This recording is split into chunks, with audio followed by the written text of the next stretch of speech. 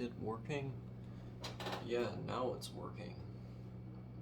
Hello there, internet, people of YouTube. I'm lonely again. Um, my significant other is asleep, and normally I would quite enjoy these times of night because it's the time of day when I'm spending time by myself. And normally I spend most of my time in the day with her because I like to spend my time with her and I like to spend my time with other people. But I also like to spend time alone. And so in that sense, I like to spend time with myself.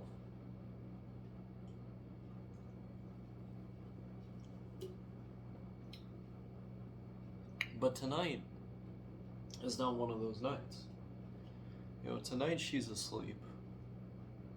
And because our sleep schedules are kind of out of sync again, I didn't spend a lot of time with her today.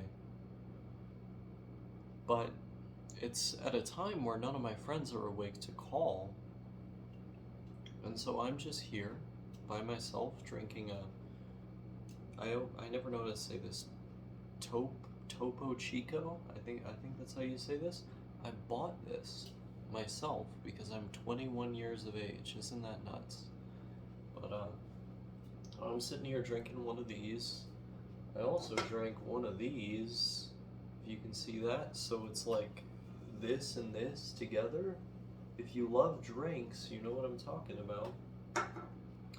But that's what I've been doing. I've just been sitting here doing this, listening to music and messaging Australian friends of mine because Australian friends seem to be the only people who are awake right now. And I've been cherishing watching the sun come up as of late, because the sleep schedule I'm on, it has me watching the sun come up.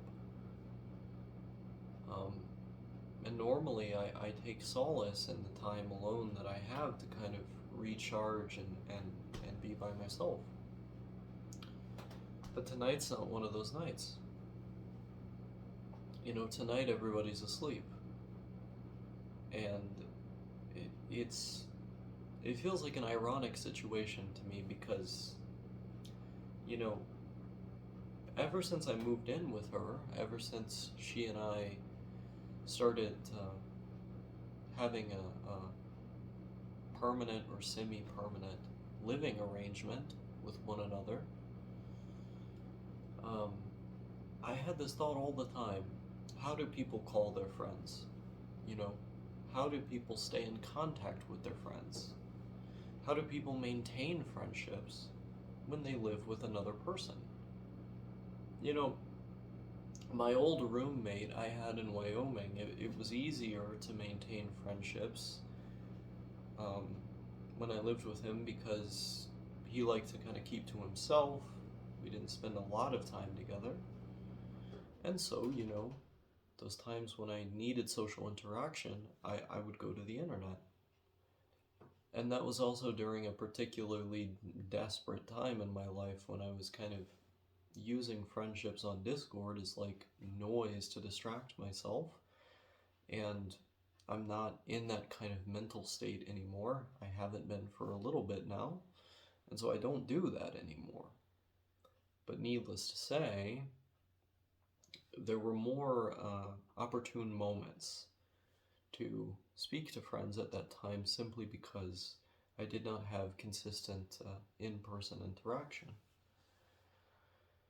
And it makes me think about a lot of this, like autism stuff,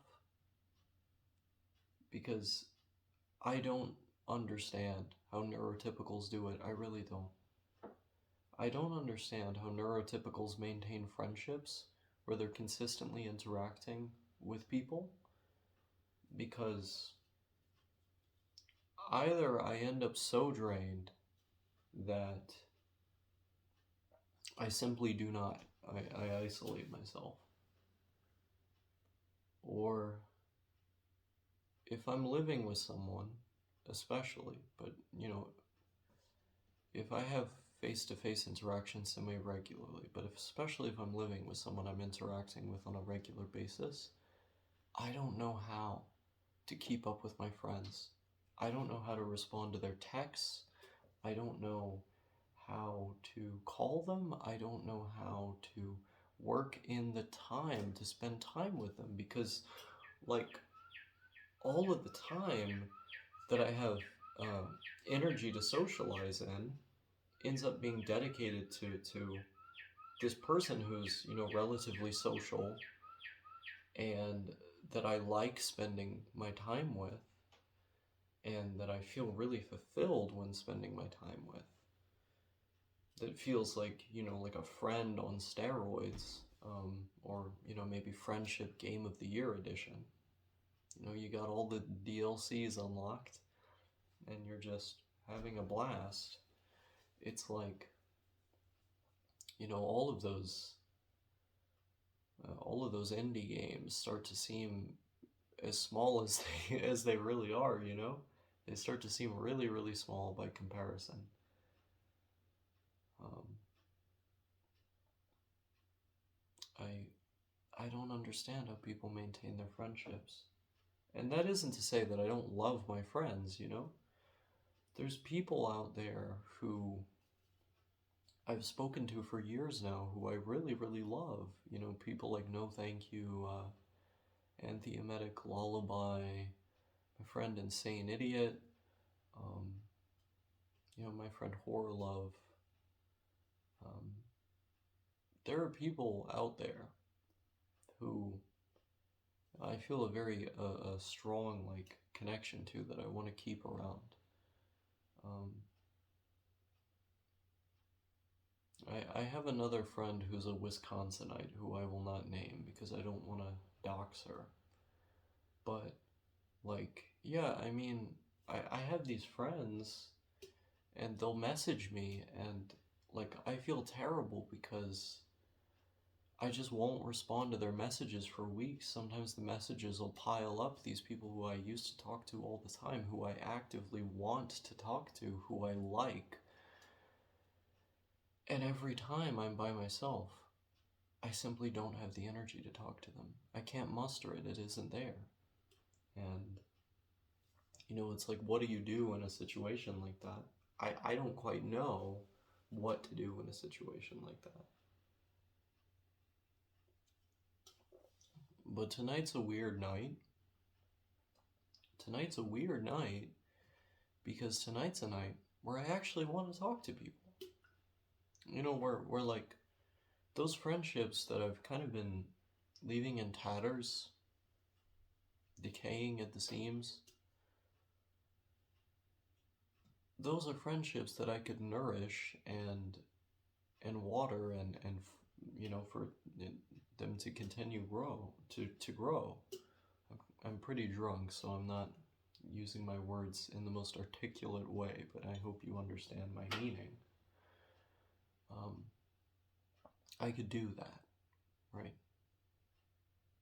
But nobody's awake.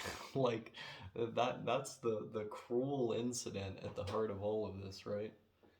My sleep schedule right now is set up in such a way that it does not align with any of those people that I mentioned. And I'm just sitting here I want to talk to my friends, or perhaps I want to make new friends if anybody's actually awake at this hour. But I don't know if I can. I don't know who's available. I don't know who's around. And so I'm kind of just left with my own thoughts and the music, and just by myself here at nighttime. I've had a lot of nights like this one. Since my early teens, since I turned 13, and I'm 21 now. I know in a very intimate sense what this is like. And I've only gotten better at it over time. I got worse at it for a while. See, that was the thing, like, when I was like 13, 14, 15, this was pretty easy for me to do. Then I started longing for people more, wanting friends more, and I actually got a lot worse at doing this for a while, because I got a taste of what friendship was like. And then as time went on, I matured a little more, got better at regulating my emotions, and what I came to find was a totally different person. I mean, the same, but, kind of revamped. And I was like the person I was when I was like 14, 15, except it was a lot easier for me to deal with the same situation. So it's like I was like on an upward trend in this particular area, then I like slumped downward like really hard, then I like went up again. And that's where I'm at now. And so it's not like I feel depressed or I feel bad, but I have a desire, that isn't being met. Also, having a desire that isn't being met is not a bad thing. Like, it's not an existential crisis as I may have mistook it to be when I was younger and stupider, like not that long ago. So all of this is, an evolving process, right? But one thing has changed the same, or changed the same. One thing has stayed the same, throughout all of this, is I'm always making these goddamn videos. Like, if I have a problem, or if I have a feeling, or a set of thoughts that are like kind of aching at me, or I feel like need to get out, or I feel like would help me to have out there, I'm always going to do this, because this is the thing that has helped me by far the most out of anything. Longtime viewers probably are pretty aware of that. So of course I evolve, this situation evolves, these things evolve, but this stays the same. And in a way it's kind of comforting, because I know the moment that I hit stop on that recording, I'm going to feel rejuvenated and refreshed in a way that I did not feel prior to hitting record. And that's something that I wouldn't trade for, like, so many things. There's so many things I would not trade for the ability to do that. It's a next level thing for sure. I mean, this is my main hobby. This is my favorite thing to do. And as long as I have this, pretty much anything could happen to me and I'd always be fine. My living situation could crash tomorrow, and the person that I love the most in this world, that I've promised to be with till death do us part, they could disappear, they could vanish. And I'd always have this to do. Like, I'd still keep on trucking, and I'd find a way. I'd always be doing, all right. And there's great solace that I take in that. But this isn't a grandiose or big thing, It's just a little thing. It's like a series of little things culminating into a moderately sized thing. That's how all of this feels to me. And I'm just a regular guy sitting here at nighttime by myself, drinking a margarita hard seltzer, feeling an inclination